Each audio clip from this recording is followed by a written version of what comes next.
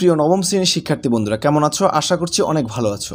স্বাগত জানাচ্ছি এডুলেক পয়েন্ট স্টাডির নতুন আরেকটি ভিডিওতে। তো তোমরা যারা নবম শ্রেণীতে রয়েছো, তোমাদের বার্ষিক পরীক্ষা ইতিমধ্যে অনেকের শুরু হয়েছে, আবার অনেকের কিছুদিন পরে শুরু হবে। তোমাদের যে বার্ষিক পরীক্ষার ইংরেজি প্রশ্নটি রয়েছে, সেই প্রশ্নটি নিয়ে তোমাদের সাথে আলোচনা করব। মূল টপিকে চলে যাব। মূল টপিকে যাওয়ার আগে তোমাদের কাছে ছোট্ট রিকোয়েস্ট, তোমরা যদি এই চ্যানেলে নতুন হয়ে থাকো, তোমরা অবশ্যই চ্যানেলটি সাবস্ক্রাইব করে দিবে। অ্যানুয়াল এক্সামিনেশন 2024 ক্লাস 9 সাবজেক্ট ইংরেজি। তো এখানে হচ্ছে তোমাদের সময় থাকবে 3 ঘন্টা, ফুল মার্কস হচ্ছে 100। Read the following formal text and answer the question that follow. তো এই যে রিডিং টেস্টে তোমাদের জন্য মার্ক বরাদ্দ থাকবে 35। তো এখানে বলা আছে the national memorial at Savar is a symbol of the nation's respect for the martyrs of the war of liberation. অর্থাৎ তোমরা বুঝতে পারতেছো কোন প্যাসেজটি এসেছে। দি ন্যাশনাল মেমোরিয়াল যে প্যাসেজটি রয়েছে, সেই প্যাসেজটি কিন্তু তোমাদের এই রিডিং টেস্টে এসেছে। এই হচ্ছে তোমাদের প্যাসেজ। তারপর এই প্যাসেজ থেকে দেখো কিভাবে কোশ্চেন আসতে পারে।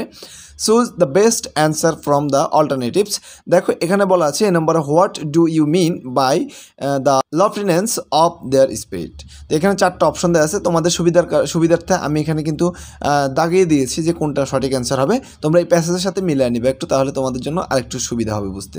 2 নম্বরে দেওয়া আছে when was the museum be built at the national memorial. তো কখন এই মিউজিয়ামটি প্রতিষ্ঠিত হয়েছে? তো এই যে এখানে হচ্ছে 3 নম্বর সঠিক উত্তর। সি নম্বর হচ্ছে why will the museum be built at the national memorial. এখানে হচ্ছে 1 নম্বরটা সঠিক উত্তর হবে। তারপর 4 নম্বর হচ্ছে what is the main themes of the passages. তো এখানে হচ্ছে মেইন থিমটা আসলে তোমাদের প্যাসেজের কী বলা আছে? তো আমরা জানি যে ন্যাশনাল মেমোরিয়াল সম্পর্কে লেখা হয়েছে।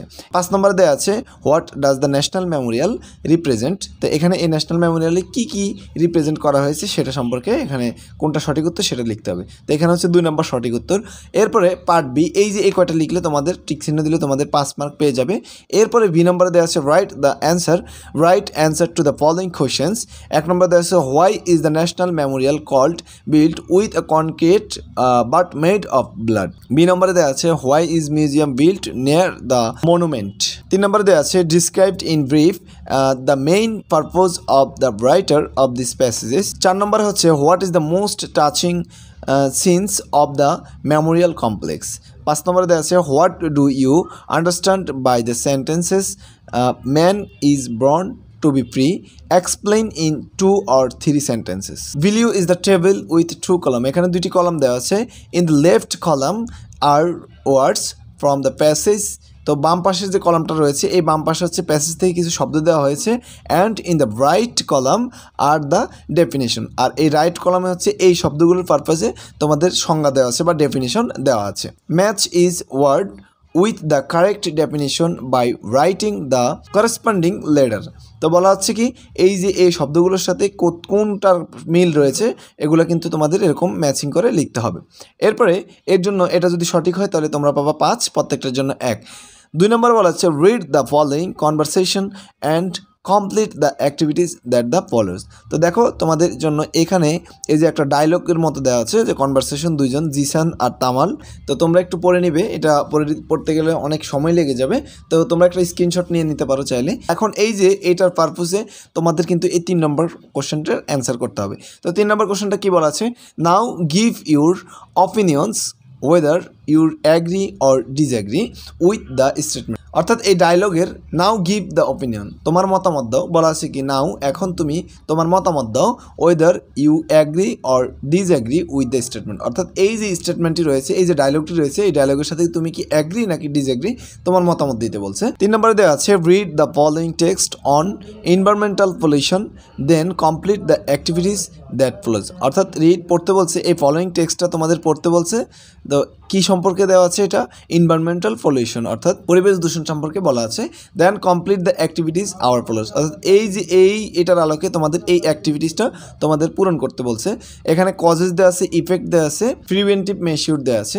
তো এখানে দেখো কজেস মানে এখানে হচ্ছে কজেস কারণগুলো দেওয়া আছে, আর এখানে ইফেক্ট এইটার কারণে কি ইফেক্ট পড়তে পারে, আর এইটার কারণে কি ইফেক্ট পড়তে পারে, আর এই যে প্রিভেন্টিভ মেশিওর এখানে তুমি লিখতে হবে এইটা দমন করতে তোমাদের কি কি পদক্ষেপ নেওয়া উচিত, এটা কিন্তু তোমরা এখানে লিখে দিবে।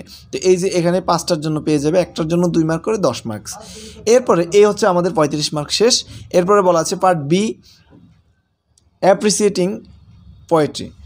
তো এখানে হচ্ছে তোমাদের 30 মার্ক বরাদ্দ থাকবে। Read the following poems and do the activities that follow the road not taken. তো দেখো তোমাদের এখানেও কিন্তু একটা পয়েম দেওয়া আছে, এই পয়েমটা পড়তে হবে। পয়েমটা পড়ার পরে হচ্ছে তোমরা এই যে এই নম্বরের কোশ্চেনগুলোর অ্যান্সার দিতে হবে।